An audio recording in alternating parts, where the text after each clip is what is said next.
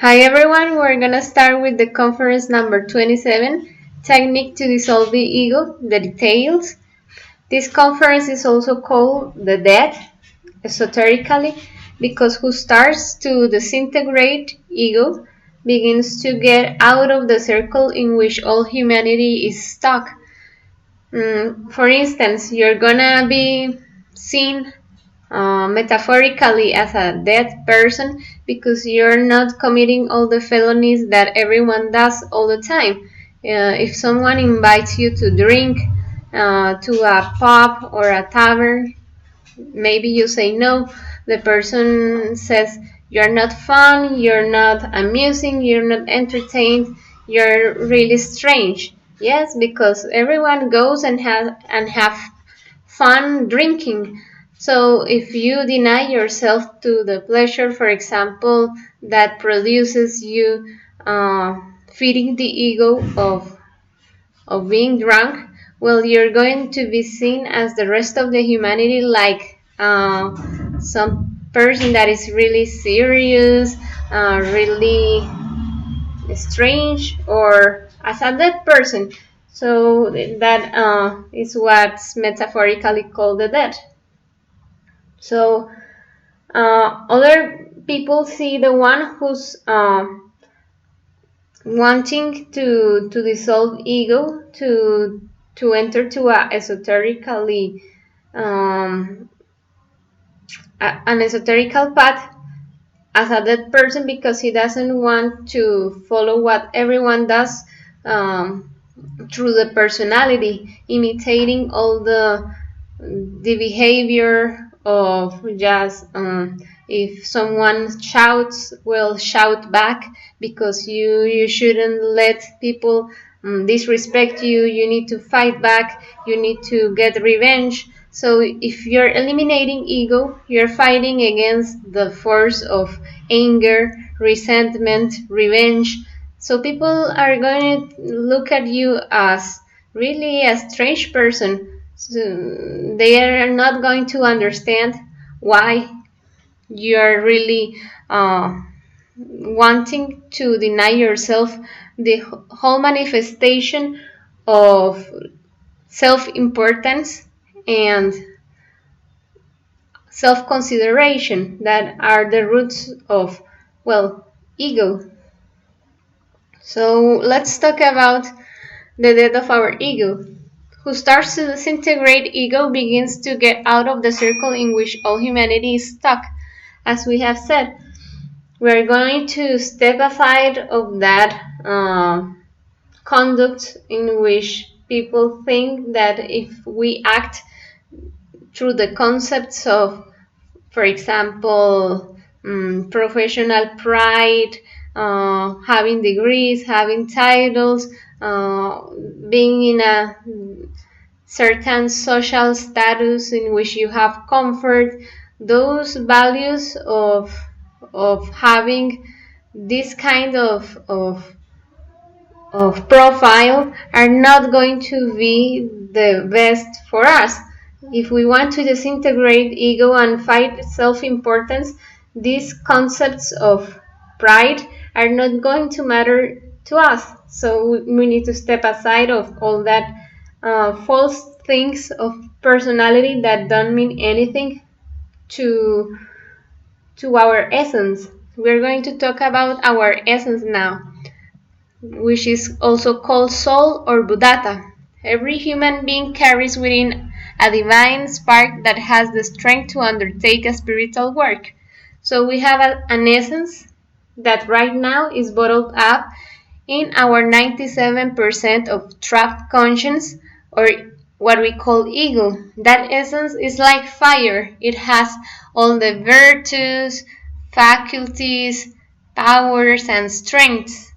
And if we eliminate the ego that we have, that dark part of us, we're going to rescue the light and the fire, the light of wisdom and the fire of love that the psychological flaw has trapped. For example, if you eliminate anger, you're going to discover a virtue, that is, for example, patience, that is the willing to solve problems in a calm way.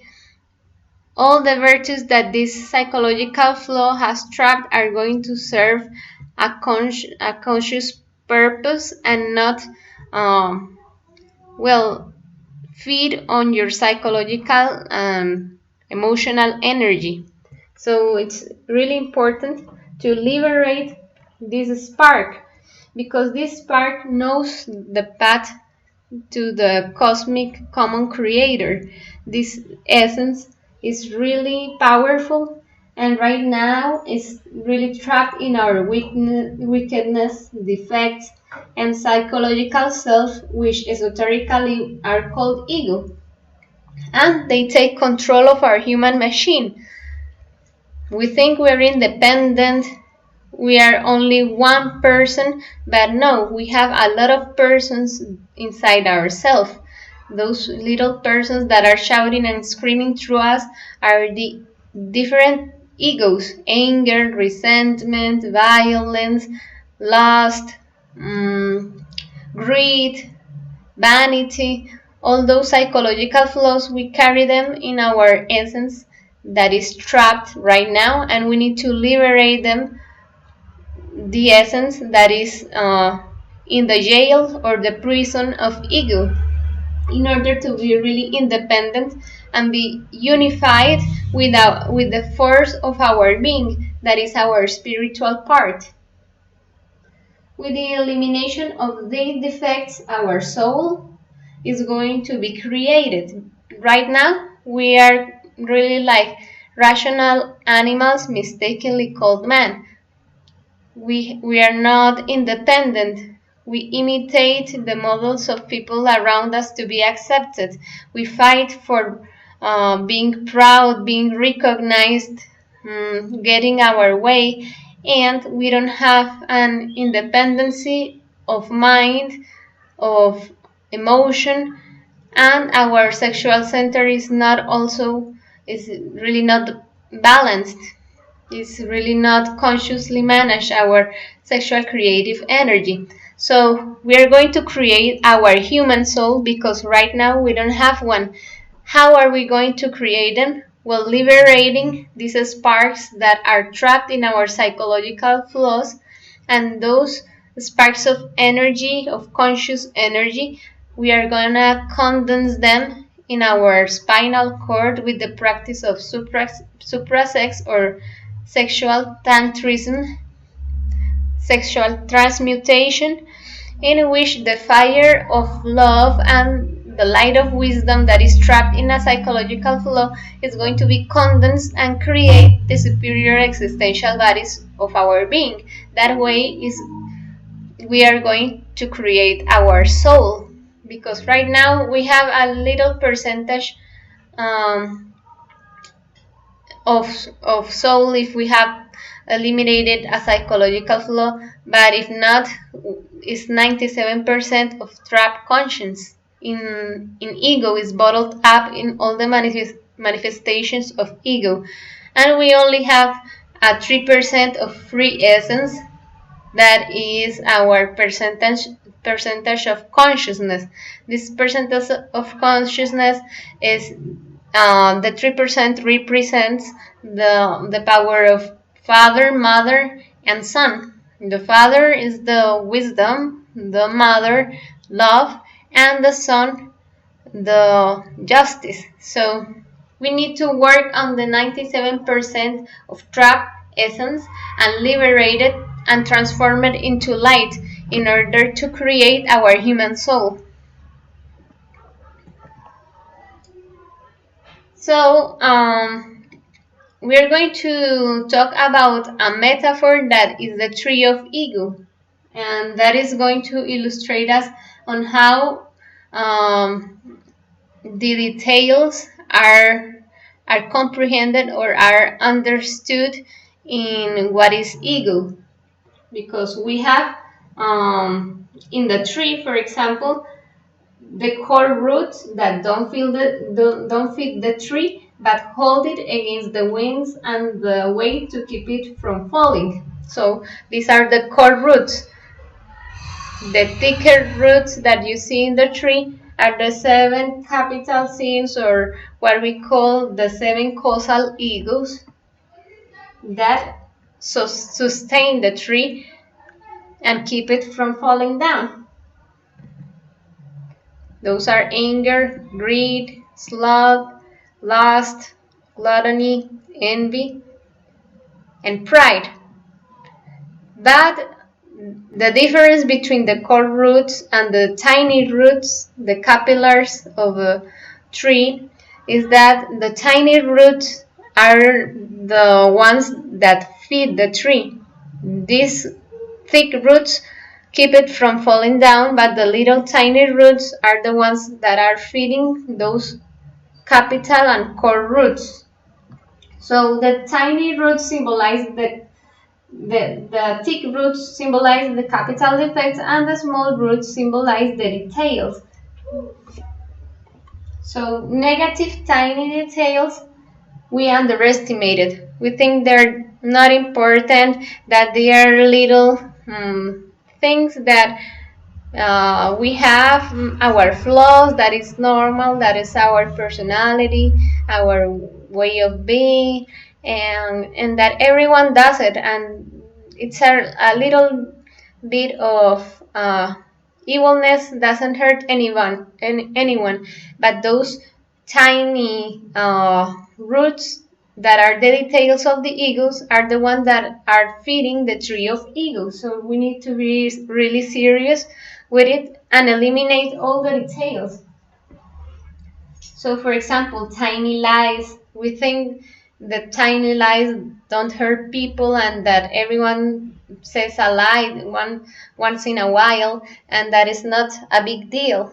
But if we are going to eliminate the ego of lying, of treason, of deceiving people, we need to be radical and be serious with the tiny lies as well, because they are feeding and giving all the energy to the big defect of lie.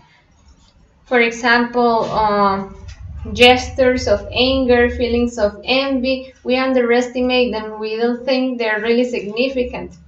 And they are giving the energy to the thick roots. So we need to be really careful with it. So the details, the small roots, symbolize the details or tiny manifestations of the defect. We don't recognize them. Sometimes we don't even see them, or we don't accept them as defects. The ego is fed by all those tiny details that we caused. For example, we don't think we're an angry person, but if something dislikes us, a detail of a person that didn't talk me in a nice way, didn't treat me with courtesy. I have a gesture, my face has a gesture of disliking. I tell people, oh, I don't like that person, I think he's obnoxious. So that is a detail of anger, even if we don't recognize it or underestimate it. The details are going to feed the bigger ego of anger.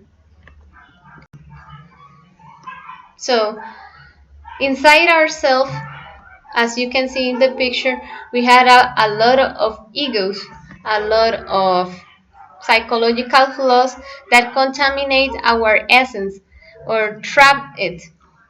It prevents them from being free, innocent, and conscious of what we have inside.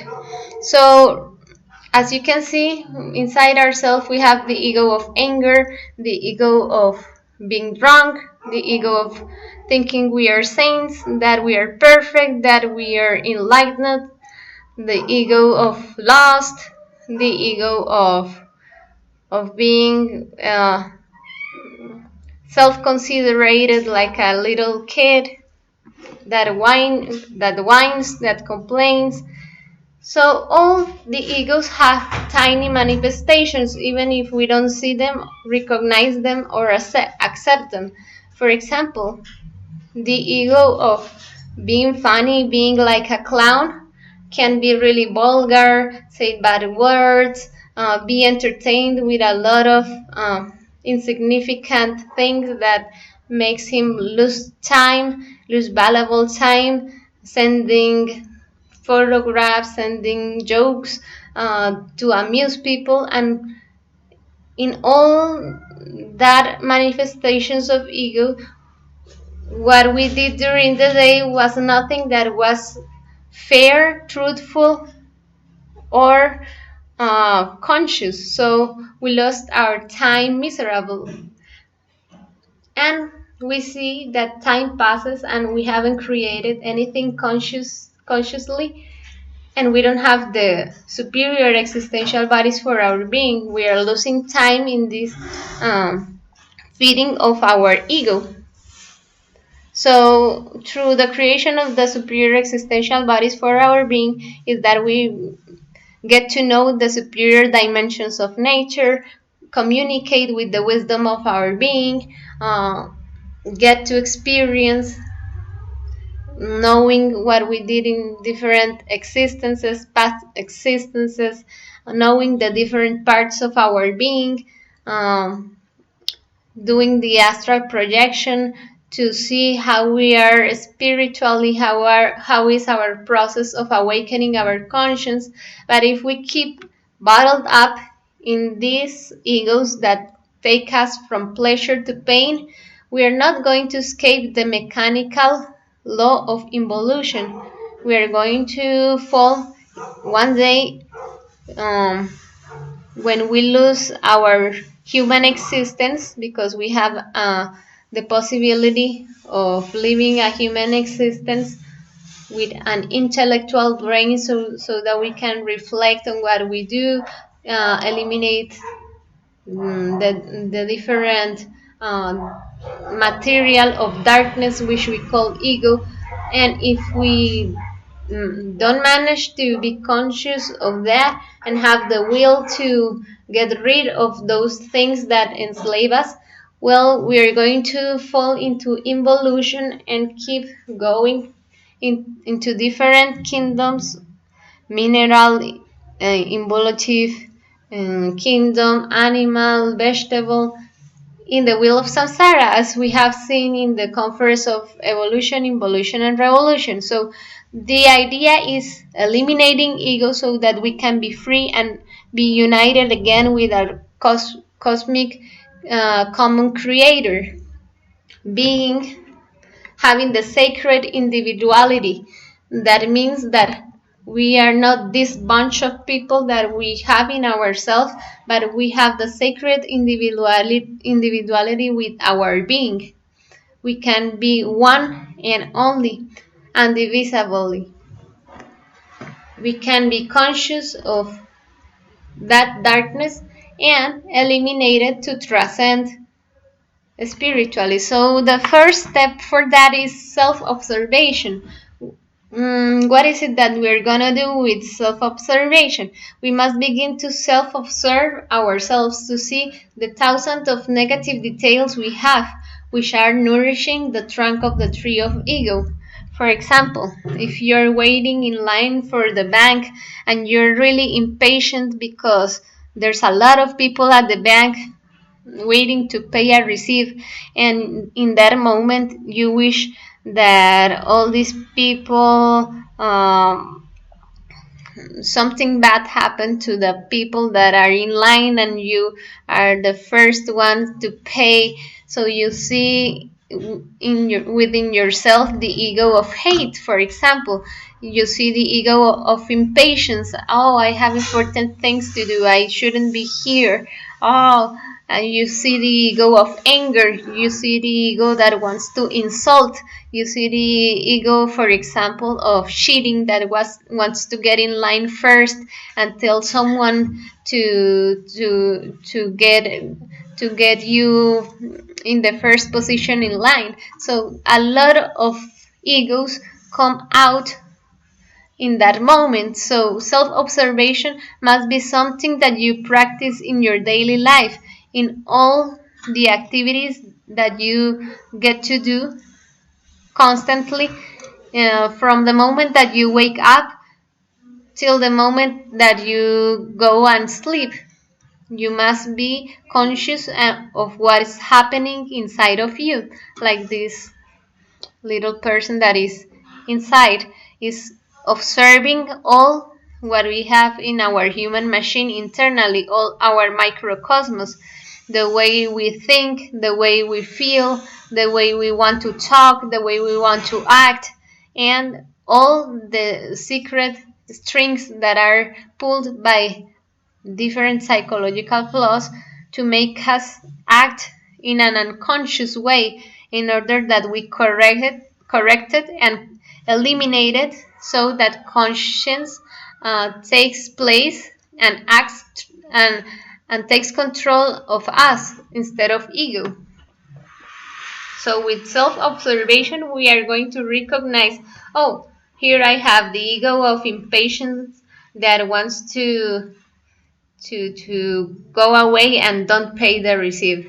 So, Divine Mother, eliminate me this ego of impatience that wants to go away and avoid paying the receipt because there's a lot of people. So, Divine Mother, eliminate me the ego of impatience. I recognize the detail and I'm willing to eliminate it in that moment. And it must be constant. That's what we call ongoing debt.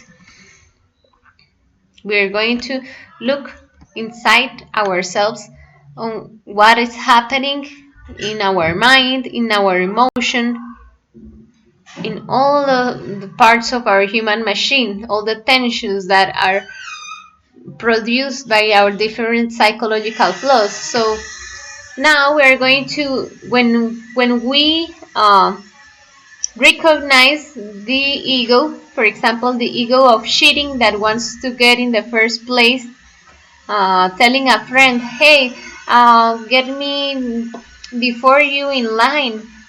We are friends, so you recognize the ego that wants to cheat, that wants to yes, that is not fair. Stepping in front of all those people that have been waiting. So I recognize something that is not fair, something inside myself that obeys to self importance and self consideration. So I must eliminate that force of ego. So I beg my Divine Mother. The Divine Mother is a part of my conscience that I can call and tell her to eliminate all my ego. She has the power to do that. There is another divine spark which is called the Divine Mother, whose mission is to disintegrate the defects with a spear she owns. Even for tiny details, it should be asked to the Divine Mother to eliminate them.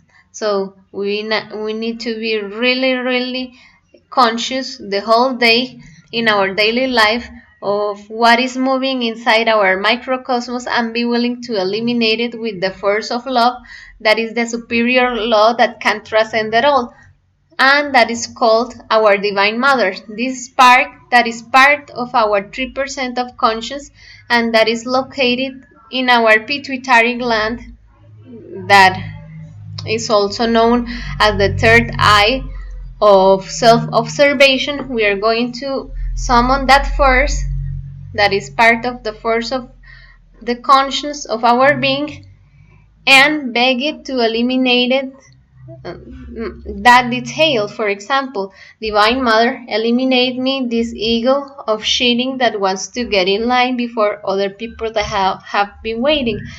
And that powerful part of our being is going to take control of it and liberate that spark. So our percentage of conscience is going to be increasing and increasing in the moment that we practice the ongoing death, in each moment that we return to the instant, that we are not distracted, we are living concentration that is conscious center in action. In that moment that we are living the instant and being conscious in that instant, acting consciously. So in that moment we are returning to the present. embracing the present, that is the force of conscience that is manifesting through us. So our 97% of trapped conscience is going to be decreasing. For example, it's going to be 96% of trapped conscience, then 95, then 94, and our 3% of free essence, that is justice, wisdom, and love, is going to be increasing 4%, 5%, and we are going to be rescuing light from our darkness, that is our ego. That is the job of knowledge of oneself, in fact. So stop feeding the tree of ego. This is the most important. The tree no longer grows. It will be malnourished, become dry, if you stop giving your energy to the different details of ego in order to achieve the psychological castity. So the important thing is rescuing the will to deny to the different manifestations of ego. If you recognize that you are really proud, you're really have a big self-importance, you have a force of vanity that is really big, so you are going to stop feeding that detail. For example, the detail of looking at yourself in the mirror all the time, and looking at yourself and touching your hair, checking your eyebrows, checking your lips all the time, contemplating yourself, feeling self-importance, feeling a lot of concepts of beauty all the time, and that takes away your emotional energy. So you're going to stop feeding that ego, and the egos are going to be starving. They are going to die because they are going to be dry. You don't feed it anymore. You don't give them your emotional energy, your intellectual energy, and even less your sexual energy, because you're going to be valuing your sexual creative energy. That is the most important that you have. This sexual creative energy is going to condense the, the superior existential bodies of your being. Once you stop to fornicate, you achieve what is called the chastity. At first, you're going to achieve what is the sexual chastity. The sexual chastity is not spilling your sexual creative energy through the practice of fornication. What is the practice of fornication? Well, the orgasm or the ejaculation in the sexual practice is not going to be done like that. The sexual practice is going to create love, not feed lust. So you need to ascend it through your spinal cord in the sexual practice with chastity, fidelity, and love, and you're going to create the superior existential bodies of your being. And the psychological chastity is the same as the sexual chastity, but you're not going to be wasting your sexual energy is not going to be wasted. You're not either going to lose your intellectual energy thinking, worrying about the present, future, past, remembering, feeling melancholy, regretting, feeling guilty for what you've done. You're wasting a lot of intellectual energy, so you're going to avoid losing that mental energy and balancing the centers of your human machine, your emotional energy. You're not going to be losing your emotional energy in explosions of anger, in unnecessary reactions, mechanical reactions of pride, of self-importance, of all those emotions that are really negative, depression, sadness, melancholy, are exploding all that emotional energy, and this emotional center is going to be really unbalanced, and you're not going to have energy to create. Also, the motor energy.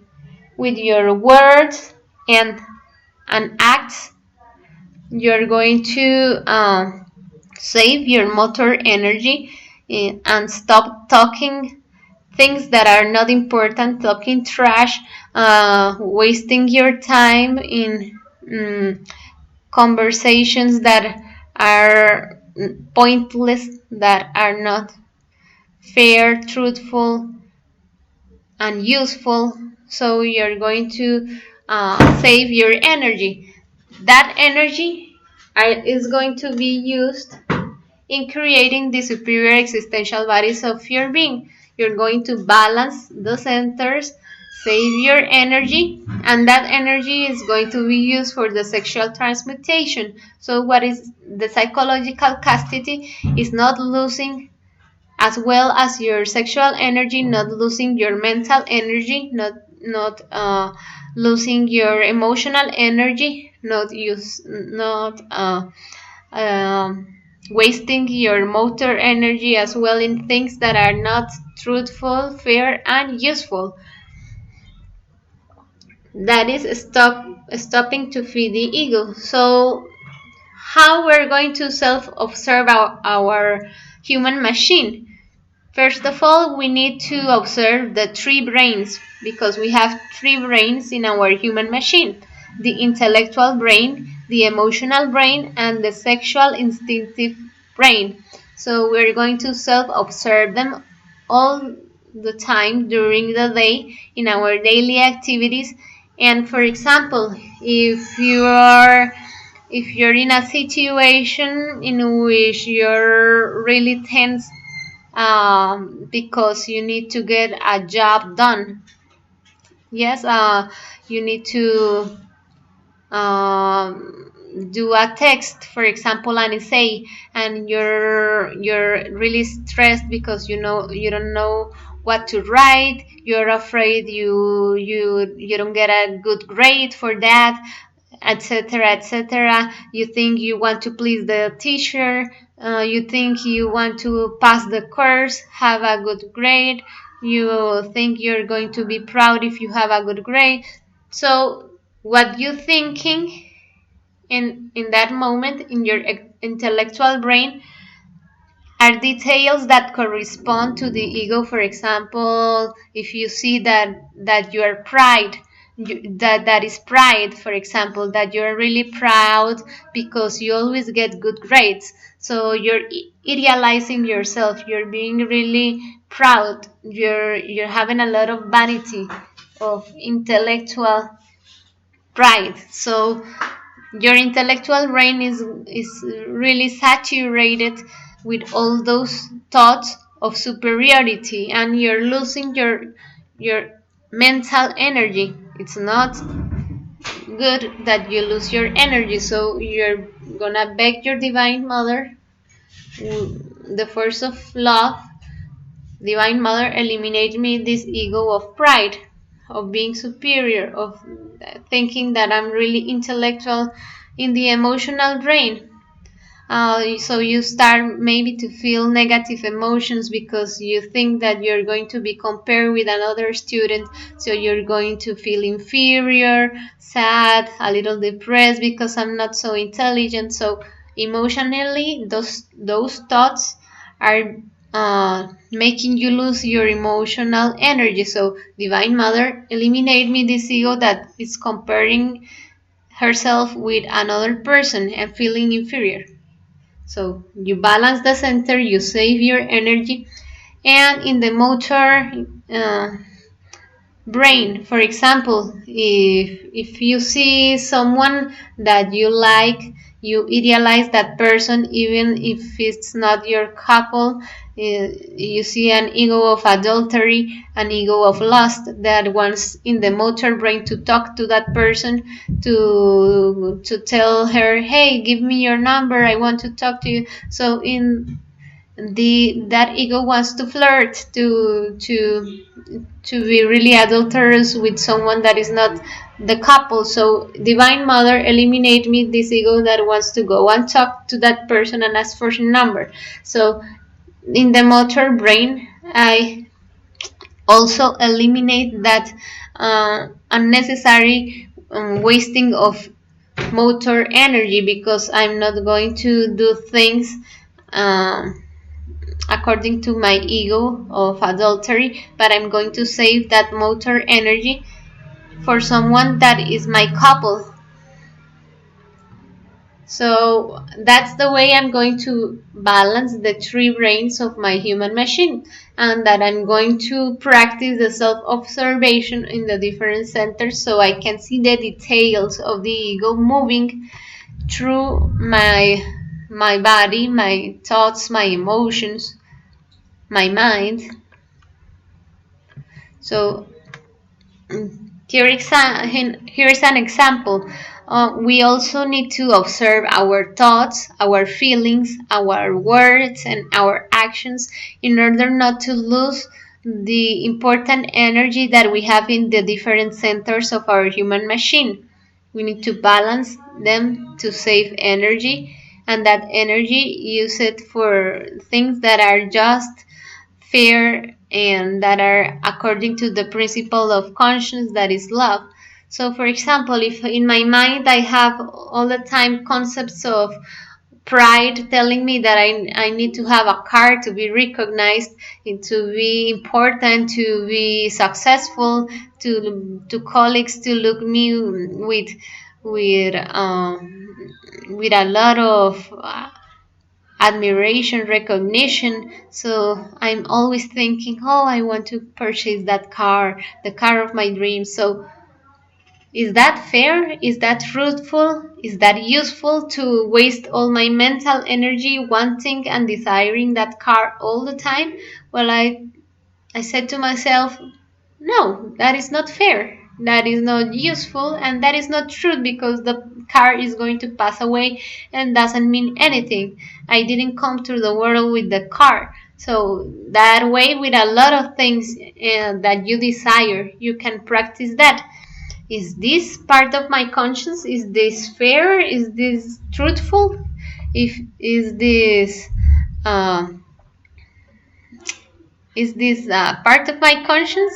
So if you find out that it's not, well, you are going to eliminate that detail, and you're going to return to your heart to feel the voice of your being, to be centered in your conscience, that is uh, living the instant, living the present in the internal silence.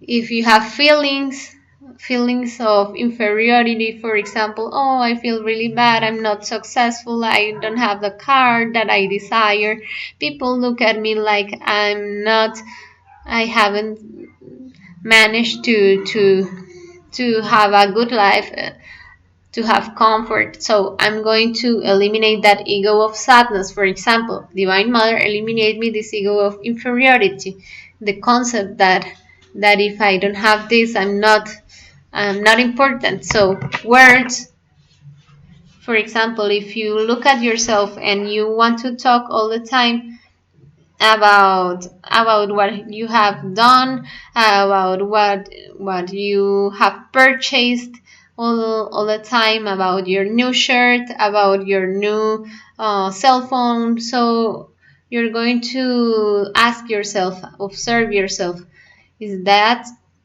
fair? Is that truthful?